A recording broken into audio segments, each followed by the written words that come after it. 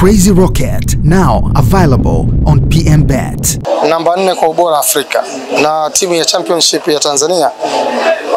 Kitakachotokea ni kwamba Simba atakuwa favorite na Mbeya City atakuwa underdog, kwa sababu kwa ubora uliokuwa nao Simba nafikiri katika nafasi hizi kila atakayocheza naye atakuwa underdog, Simba atakuwa favorite. Kwa sababu huwezi kuwa namba 4 Afrika alafu tena wewe ndio ukawa underdog, haiwezekani. Okay. Kwa sababu tuliweza kuona pale Chamazi Azam FC waliweza kupoteza dhidi ya Mbeya City. Hii ambayo leo tunaiona amekuja kucheza na Simba. Kwa sababu kipindi cha kwanza Simba aliweza kushinda magoli 3 yale yale, ambao kipindi cha pili wametoka vile vile. Ina maana yake kwamba challenge iliweza kuwepo haikuwepo.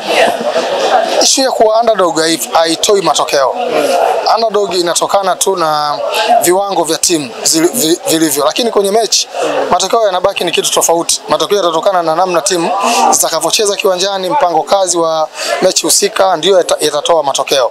Kwa ukitoka huku unasema mimi ni favorite na kwenda kushinda, unajidanganya mwenyewe.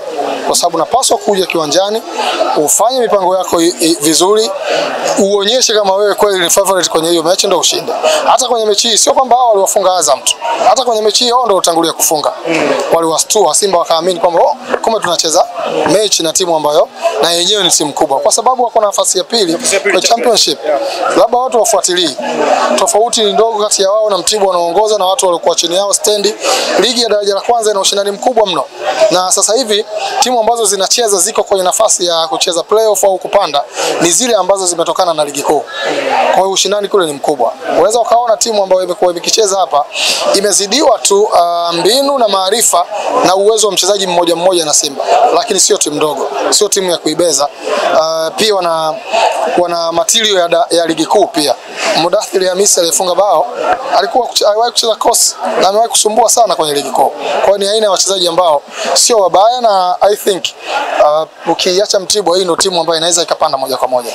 Kwa nishati ya Simba kuelekea mchezo wa leo, inawezekana labda waliweza kuhifadhi kutokana labda na mchezo wa kimataifa.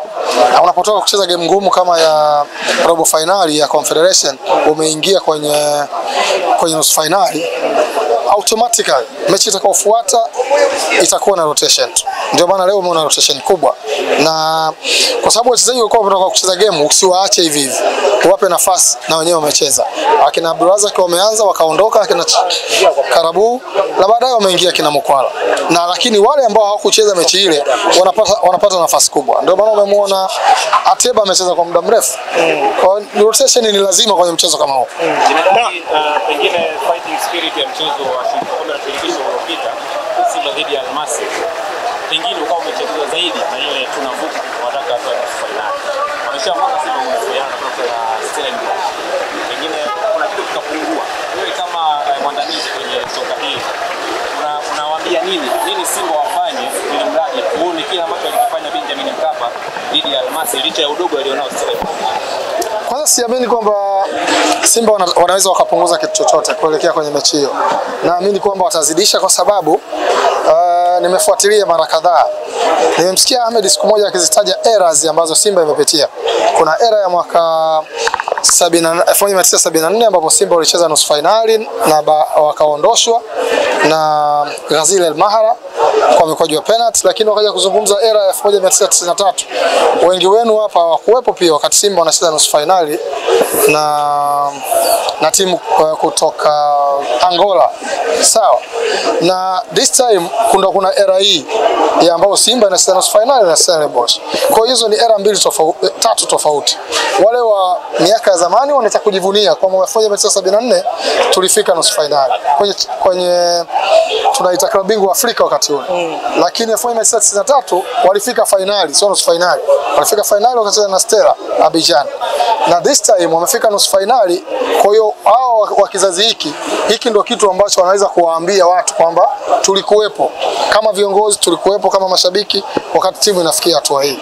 Kwa hiyo naamini kwamba wanapata hamasa zaidi kwamba kuiona timu ikifika finali. Siamini kwamba kutatokea kitu chochote kitawashusha huo morali.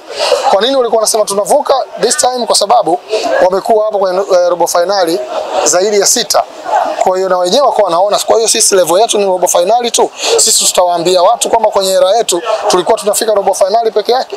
This time wamefika nusu finali, ndio wanasema bwana wakati huu tunavuka. Sawa, imewasaidia, wamepata hamasa na naamini bado hamasa itaendelea kuwepo baada ya kuona mshindani unayekwenda kukutana naye.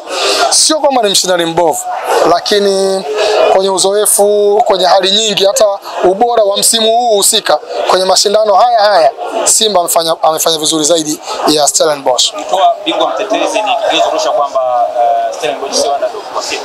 Vijana wanasahau 2003 Simba waliwatoa hao Zamalek, tena walikuwa mabingwa watetezi wa Champions League. Lakini Simba walienda kwenye group stage hawakufanya chochote kwa sababu walikuwa timu ya kawaida tu. Kwa kumtoa bingwa mtetezi haimaanishi kwamba wewe haikupi room ya moja kwa moja kwamba wewe unakwenda kufanya vizuri. Si ni mechi moja tu ambayo umetoa ya mtoano umecheza vizuri iliisha. Nakwambia Zamalek walifungwa Taifa 1-0, wakaenda Zamalek wakashinda Masri 1-0. Wakaenda mpaka kwenye penalty. Simba wakashinda kwa penalty.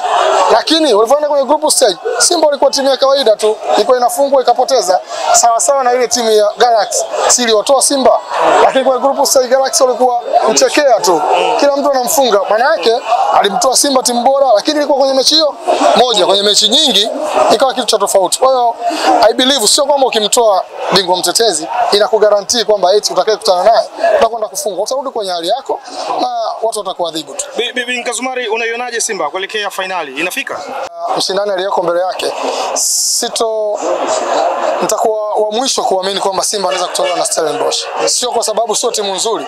Simba ni bora kuliko Stellenbosch. Katika nyanja nyingi, watu ndo mara yao ya kwanza wanacheza mashindano ya vilabu barani Afrika. Yes, siweza kusema wamefika nusu finali sawa sawa na wewe. Wametoa bingwa mtetezi.